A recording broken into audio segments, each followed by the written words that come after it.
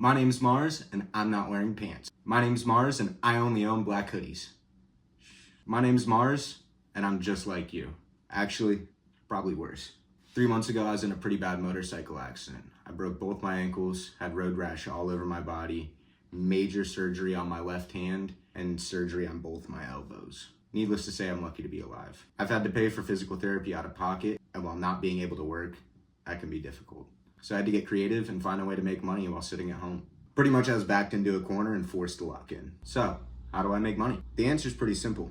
I make safe, optimized listings on Facebook Marketplace to promote businesses' services. Then, I collect a commission based on the total value of each job I brought them. All you have to know how to do is use Facebook Marketplace and be a little bit experimental. Then I started building an agency called the Commissioncartel, where as of now I brought on a couple more clients and a team member to help me post listings. I've tried to document and systemize everything so I can teach you guys how to do it without going through all the trouble I did. If you keep seeing the camera angle change, it's because this tripod's dog shit, my phone keeps falling.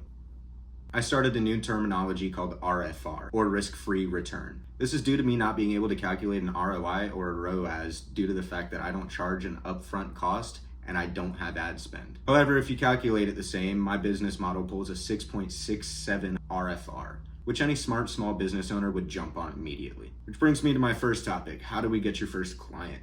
Or how did I get my first client? Well, to make a short story long, I had a buddy who's in the cabinet and remodeling industry, and he offered to give me a percentage commission for every sale I brought him. So I started making listings, started getting messages, and realized, holy shit, I might actually have something here.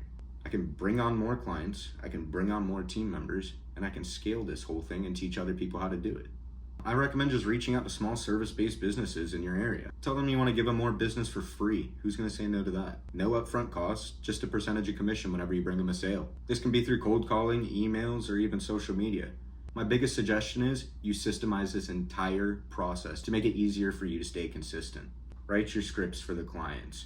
Write your scripts for the lead. Have copy pastes of your titles and descriptions. Have photo albums with all your photos and videos in them. Set yourself up from the beginning just to make it easier to experiment. First client, boom. Next, how do we make our listing? Well, my short did a pretty good job at explaining this, but there's a couple things I had to leave out for time management purposes. I like to think of it as a complicated Instagram post. It's very similar. It starts with an eye-catching video. This is the first thing they see when they click on your listing, and it also adds some additional insights later on. Then, always choose the maximum amount of photos possible. I try and choose them in an order like I'm trying to tell the lead a story, so they know everything before they even have to read the description. You do have to change up your video and your cover photo with each listing to avoid being flagged for a duplicate listing. For the title, make it clear what you're selling, but sprinkle in that you're offering a service to avoid getting flagged as a service from Facebook. This is where all the finesse comes in. Your job is to make listings that don't get flagged as a service, aren't duplicate posts, but clearly tell your leads what you're selling. Description should have a hook, quick info because nobody reads, and a call to action because they don't know what to do once they read it. One of the ones that have worked best for me personally is cheaper than Home Depot, couple lines of information spaced out so they can clearly read it, and then message now for an instant reply. That's also a big part of this job is just replying as soon as you get a lead.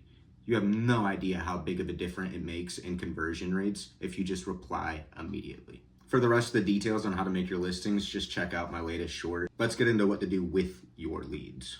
Well, that all depends on the agreement you made with your client. Do you sell the service? Do you send them to a website? Or do you collect their information and send them to the salesman? For me, I get their name, number, and address, and I send it to my client. Couple important tips and tricks.